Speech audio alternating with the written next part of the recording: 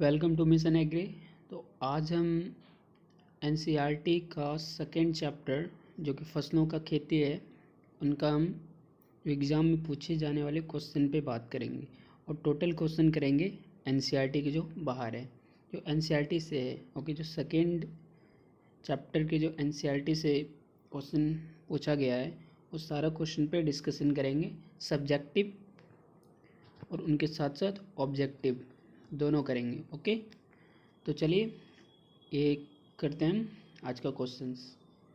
और मैं बता दूं, इनसे हर बार क्वेश्चन पूछा जाता है, तो इस बार भी पूछेगा। जो कि एनसीईआरटी का फसलों की खेती में ऑब्जेक्टिव क्वेश्चन की बात करें तो वहाँ 8 क्वेश्चन है, और सब्जेक्टिव की बात करें तो सब्जेक्टिव भी 8 दिया हुआ है। ओके, तो इस पर हम अभी बात करेंगे और फिर नेक्स्ट जो हमारा लेक्चर होगा उसमें हम चैप्टर 3 का हम क्वेश्चंस पे बात करेंगे जो कि एनसीईआरटी से। ठीक, चलिए फिर स्टार्ट करते हैं।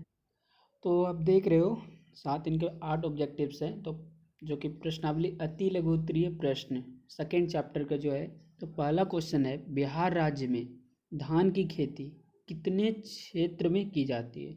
तो बिहार राज्य की बात करें तो बिहार राज्य में जो है 32 लाख हेक्टेयर क्षेत्र में जो है धान की खेती की जाती है। तो इनका आंसर बी होगा।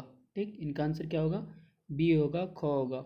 दूसरा क्वेश्चन है, निम्नलिखित में जो है कंप्लीट हुआ। दूसरा क्वेश्चन है, निम्नलिखित में निम्नलिखित किस्मों में कौन संकर धान है। तो कौन सा हाइब्रिड है? संकर मतलब कौन सा हाइब्रिड है। तो इसका बात करें तो ये जब हम बता रहे थे धान में, तो इनका आंसर होगा PHB7। ये जो है ये हमारा संकर धान है। और हमारा थर्ड क्वेश्चन है, निम्नलिखित में गेहूं का वानस्पतिक नाम क्या है। तो गेहूं का वानस्पतिक नाम की बात करें, हम बॉटनिकल नेम की बात करें वेट का, तो साइंटिफिक नेम जिस प्रकार आपको मेज़ का होता है जिया मेज़, और आपको पैडी का होता है ओराइजस सेटिवा, और आपको अरहर का बात करें तो लेंस स्कूलाया बोलते हैं उसको। और बात करें हम गेहूं का होगा ट्रिटिकम एस्ट्रीवम। ओके, एस्टीरम होगा। ओके, ट्रिटिकम एस्टीरम होगा। और ये कंप्लीट हो गया। और फोर्थ क्वेश्चन जो है, गेहूं की फसल में जो बोनापन होता है उसका गुण इस कौन से प्रभेद में देखा जाता है, कौन सा प्रभेद से लिया गया है। तो वो नोरिन एक प्रभेद है, उनसे लिया गया। ओके, और फोर्थ है, शक्तिमान किस फसल का प्रभेद है। ये शक्तिमान होगा। ओके, शक्तिमान किस फसल का प्रभेद है। तो शक्तिमान जो है वो मक्का के फसल का प्रभेद है, मक्का की फसल का वो प्रभेद है। और बात करें हम यहाँ पे जो है आपको बरूना, बहार किस फसल की प्रभेद है। तो बहार की बात करें तो बहार जो है वो राई फसल का जो है प्रभेद है। बहार की बात करें तो बहार जो है वो आपको बहार जो है अरहर जो है इनका प्रभेद है। और थोड़ा मैं स्क्रॉल कर दे रहा हूँ। और जो है यहाँ पे बरूना, बरूना किस फसल का प्रभेद है। तो बरूना जो है वो सरसों नहीं होगा, बरूना जो है वो राई की फसल का जो है वो प्रभेद है। और बात करें हम यहाँ पे बरदान किस फसल का प्रभेद है, तो ये वरसीम का है।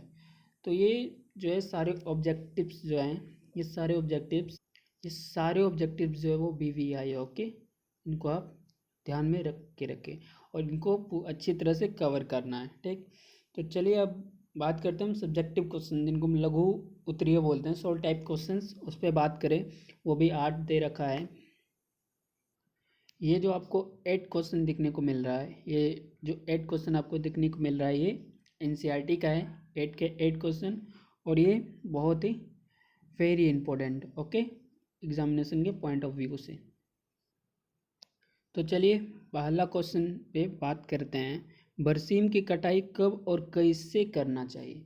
बात करें बरसीम की कटाई कब और कैसे करना चाहिए, तो चलिए अब उसका मैं एक स्लाइड आपको दिखा रहा हूँ, उसमें टोटल चर्चा किया हुआ है। ओके, और आपको राइट डाउन करना है। देखो उनका आंसर जो है, यहाँ हमको देखने को मिलेगा। ओके, ये जो एरो है यहाँ आपको देखने को मिलेगा।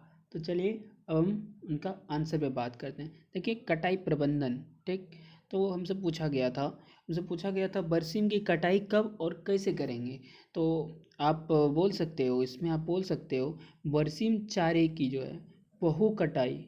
ओके, बरसीम चारे की जो है बहु कटाई प्रजाति है। वो क्या है? बहु कटाई प्रजाति है। बरसीम चारे की बहु कटाई प्रजाति है। ओके, और बरसीम की पहली कटाई जो है 50 से 60 दिनों के बाद करनी चाहिए।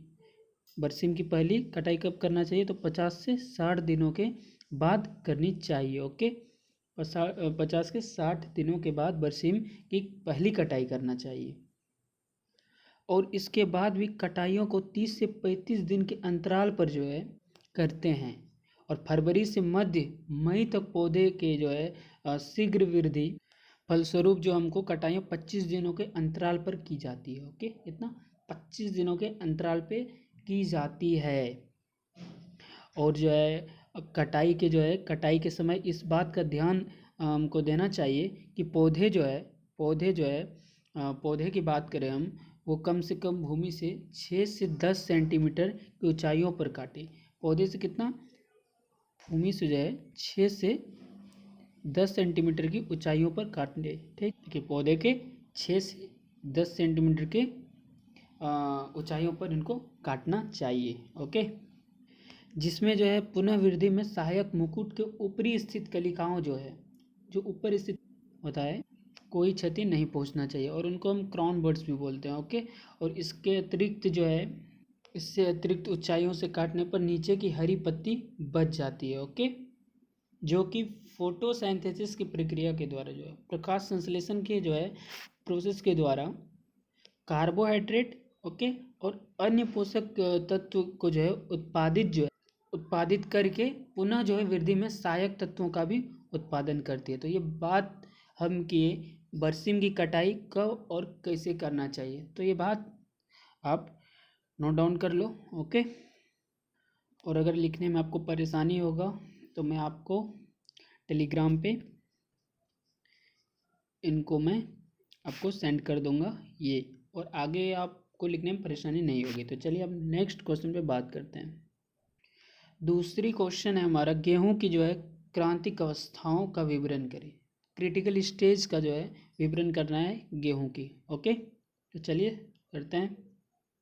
तो ये रहा हमारा दूसरा क्वेश्चन का आंसर। दूसरा क्वेश्चन था गेहूं की जो है क्रांतिक अवस्थाओं का विवरण करें। तो इनका जो क्रांतिक अवस्थाओं का विवरण करें, तो गेहूं की जो है क्रांतिक अवस्था जो है हमारे देश में गेहूं की कम पैदावार के अनेक कारण हैं, जिनमें से प्रमुख कारण क्या है? प्रमुख कारण है सिंचाई का नहीं होना, और या फिर इनके साथ साथ गलत समय पर गलत ढंग से जो है सिंचाई करना। ओके, ये इनका प्रमुख कारण है इनका, सिंचाई का नहीं होना और गलत समय पर गलत ढंग से सिंचाई का होना। और भारत में लगभग 60% क्षेत्रफल में जो है 60% क्षेत्रफल में गेहूं की खेती की जाती है, जो कि भारत के समस्त सिंचित क्षेत्रफल का जो है 24% है। ओके, तो ये बात रहा हमारा सेकेंड क्वेश्चन का। ओके, चलिए थर्ड क्वेश्चन।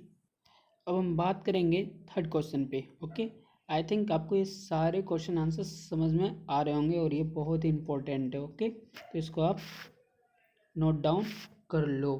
ओके, और कोई भी प्रॉब्लम हो तो कमेंट सेक्शन में कमेंट करो। अब थर्ड क्वेश्चन पे हम बात कर रहे हैं, जो कि है मक्का फसल की 3 पीले एवं सफ़ेद दाने वाली किस्मों का नाम दे। तो मैं अब बताने जा रहा हूँ मक्का के जो है 3 पीले एवं सफ़ेद दाने वाले, 3 है, बहुत ही ज़्यादा मैं दिखाने वाला हूँ, तो आप उनसे 3 लोगे। ओके, वो आपका काम है। ओके, तो मैं आपको उस पर मैं बात करने जा रहा हूँ। तो चलिए थर्ड क्वेश्चन की ओर बढ़ते हैं। और हमारा फर्स्ट क्वेश्चन पे हम बात कर रखे हैं, सेकंड पे भी कर रखे हैं अच्छी तरह से। इनका आपको स्लाइड में थोड़ा परेशानी हुई होगी तो ये आपको टेलीग्राम पे मिल जाएगा। ओके, और सेकंड तो कोई परेशानी नहीं है। अब थर्ड क्वेश्चन पे चलेंगे।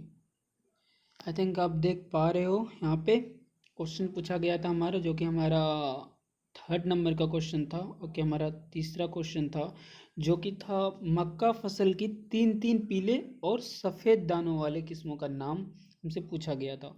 तो पीले दाने वाले आप देख लीजिए, यहाँ रहा। ओके, यहाँ रहा। ओके, और भी आपको नीचे देखेंगे। और सफ़ेद आप देख लो, यहाँ रहा, यहाँ रहा, यहाँ रहा, बहुत सारे नाम होंगे इसमें। ओके, तो पीले देखिए, तो अब इस पे बात करेंगे तो राजेंद्र शंकर मक्का एक किस्म आपको मिल गया। और दूसरा बात करें हम पीला की, तो ये हमको देखने को मिलेगा स्वान। ओके, और तीसरा का बात हम करें तो यहाँ हमको दिख रहा है शक्तिमान 2। और याद रखिए शक्तिमान 1, शक्तिमान 1 जो है, शक्तिमान 1 जो है ये सफ़ेद के लिए। ओके, और सफ़ेद के लिए आपको देवकी, लक्ष्मी ये दिखेगा, और उनके साथ साथ आपको दीप ज्वाला, और आपको राजेंद्र शंकर मक्का 2।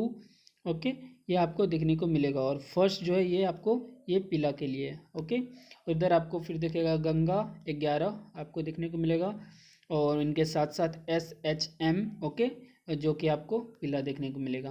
तो ये सारी बातें हम कर चुके हैं। आपको तीन से बहुत ज़्यादा हम बता चुके हैं आपको।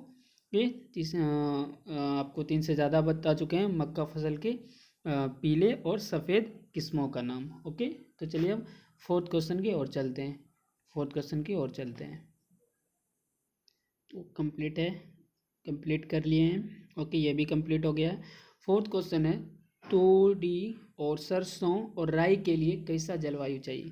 तो ये सभी के लिए जो है सेम जलवायु चाहिए। तो देखते हैं कैसे जलवायु चाहिए। तो चलिए क्वेश्चन 4 पे बात कर रहे हैं। ओके, इनका आंसर। ओके, तो इनका भी स्लाइड आपको टेलीग्राम के थ्रू मिलेगा। ओके, टेलीग्राम के थ्रू आपको इनका स्लाइड मिल जाएगा, और मैं आपको इनका एक बता दे रहा हूँ। ओके, तो देखिए तोरी जो है मिट्टी और जलवायु की बात करें तो तोरी, जिनको हम तोरियाँ बोलते हैं, सरसों तथा राई। ओके, यहाँ पे स्पेस होगा, तथा राई जो है मुख्य रूप से जो है शीतोष्ण तथा समशीतोष्ण जलवायु की जो है तिलहनी फसलें हैं। और इसकी खेती जो है रबी मौसम में करते हैं। कब करते हैं? रबी मौसम में करते हैं। और जो है ठंडा तापमान, पर्याप्त मृदा आर्द्रता तथा साफ एवं खुले आसमान का इनके बीच एक तेल की उपज पर अनुकूल प्रभाव डालते हैं।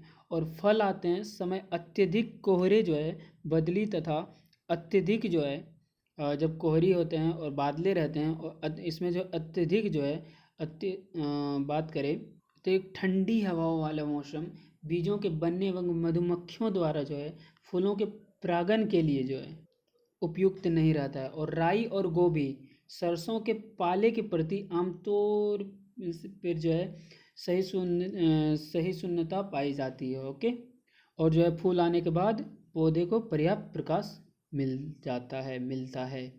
और जो है फसल की कटाई का समय जो है मौसम साफ रहना चाहिए, नहीं तो बीज की गुणवत्ता पर बुरे मौसम का काफ़ी प्रभाव पड़ सकता है। और जो है कम वर्षा वाले क्षेत्रों में भी सिंचाई की समुचित व्यवस्था होने पर इन फसलों की खेती जो है सफलतापूर्वक की जा सकती है। तो इनका आपको इमेज आपको टेलीग्राम पे मिल जाएगा। ओके, सो परेशान होने की कोई ज़रूरत नहीं है। तो चलिए अब हम बात करें अपना 5th क्वेश्चन पे। ओके, और 3 क्वेश्चन बचा है। हमारा 5th क्वेश्चन है सूर्यमुखी के लिए कैसी मिट्टी की आवश्यकता होगी। तो चलिए फटाफट बात करते हैं। देखिए सूर्यमुखी के फसल खेती के लिए प्रचुर उर्वरा शक्ति जो है उदासीन, ओके, उदासीन जिनको न्यूट्रल पीएच होना चाहिए वाली जो है दोमट मिट्टी, इनके लिए जो है उदासीन वाली जो है दोमट तथा मटियार जो है दोमट भूमियों उपयुक्त रहती है। और सामान्य रूप से जो है इसकी खेती जीवांश युक्त तथा नमी बनाए रखने वाली रखे जाने वाली जो है हर भूमि में की जा सकती है इसमें। और जिस खेत में सूर्यमुखी लगाना हो उसमें निकास का प्रबंधन अच्छा होना चाहिए और अधिक होना चाहिए। ओके, सूर्यमुखी में जो है शुष्कता सहिष्णुता होती है, शुष्क को सहन करने की क्षमता होती है, और यह फसल अस्थायी सूखे का मुकाबला जो है आसानी से कर सकती है। ओके, सूर्यमुखी जो है वो समशीतोष्ण तथा शीतोष्ण जलवायु का पौधा है, लेकिन जो है यह शुष्कता सहिष्णु जो है ये जो है शुष्कता सहिष्णु है, और धूप में ऑक्सीजन जो तथा प्रकाश के लिए जो है अनसंवेदी है। और इसके पौधे जो है सामान्य रूप से दिन के लिए निरपेक्षता वाला जो है जिनको हम डे न्यूट्रल बोलते हैं वो होता है। ठीक, और बात करें हम धूप में जो है ऑक्सीजन साधनों के कारण तना तथा जो इनके मुंडक जो है वो सूर्य की तरह मुड़ जाते हैं। जिस तरफ पे सूर्य दिखने को मिलेगा उसी तरफ ये मुड़ जाते हैं। और समान रूप से सूर्यमुखी का जो पौधा जो है वो तापक्रम के प्रति जो है संवेदनशील होता है। ओके, तो कुछ प्रॉब्लम जो क्रिएट हो रही है, तो मैं इनको जो है आपको ये सारे प्रॉब्लम को सुधार कर मैं टेलीग्राम पे आपको रिसेंड कर दूंगा। ओके, सॉरी इनके लिए। आखिरी 2 क्वेश्चन पे बात करेंगे। जूट पाट में सड़न की प्रौद्योगिकी का वर्णन करें। तो चलिए, तो क्वेश्चन था हमारा जूट जिनको हम पटसन बोलते हैं उसमें सड़न की प्रौद्योगिकी का वर्णन करना था। तो कटाई के बाद जो है पौधे को 2 से 3 दिनों तक खेत में जो है पत्तियों को हम जो है अलग होने के लिए जो है छोड़ देते हैं। ठीक, छोड़ देंगे। और उसके बाद जो है उसके बाद हम क्या करेंगे, तो उसके बाद समान मोटाई एवं लंबाई वाले पौधे के 15 से 25 सेंटीमीटर जो है व्यास वाले पौधों को हम अलग अलग बंडल बना लेंगे। और प्रत्येक बंडल में 3 से 4 सनई के पौधे को डाल देंगे। और इस प्रकार तैयार किए गए बंडलों के मूल भाग को जो है 3 से 4 दिनों तक जो है करीब हम क्या करेंगे, उसको हम 50 से 60 सेंटीमीटर गहरे पानी में रख देंगे। और 1 मीटर गहरे पानी वाले जलाशयों में जेक बनाकर डुबो देंगे। और हमको ध्यान रहना चाहिए कि जेक ना तो पानी के सतह से ऊपर रहे और ना जलाशय की पेदी में सटे। और सड़न की क्रिया संपन्न होने जाने के बाद जो है उनके बाद हम एकल पौधा विधि से जो है एक एक यानी पौधा से जो है हम रेशा को छुड़ाएंगे, जिनको हम रस्सी बोलते हैं, उनको छुड़ा के और अच्छी तरह से धुलाई कर देंगे और सूखा कर उसको हम भंडारण में, उनके बाद उनको हम बेच देंगे। आज का आखिरी क्वेश्चन में बात करेंगे मसूर में कितनी सिंचाई देनी चाहिए। साधारणतया हम देखें तो दलहनी फसल को जो है कम जल की आवश्यकता होती है और नमी की कमी की स्थिति में जो है एक सिंचाई बुआई के 45 से 50 दिनों के बाद करनी चाहिए। तो ये टोटल बातें हुई, ये सारी बातें हमारा चैप्टर 2 का एनसीईआरटी का सारा क्वेश्चन हमारा इस तरह समाप्त हुआ। और जो भी प्रॉब्लम हुआ वो आपको टेलीग्राम पे मिल जाएगा, वो डिस्क्रिप्शन में आपको लिंक दिया हुआ है। ओके, तो आई होप ये समझ में आया होगा और ये सारे क्वेश्चन जो है एग्ज़ाम में पूछे जाएंगे इस बार के बोर्ड में। ओके, तो अगर वीडियो अच्छा लगा तो लाइक करिए, सब्सक्राइब करिए। Thank you.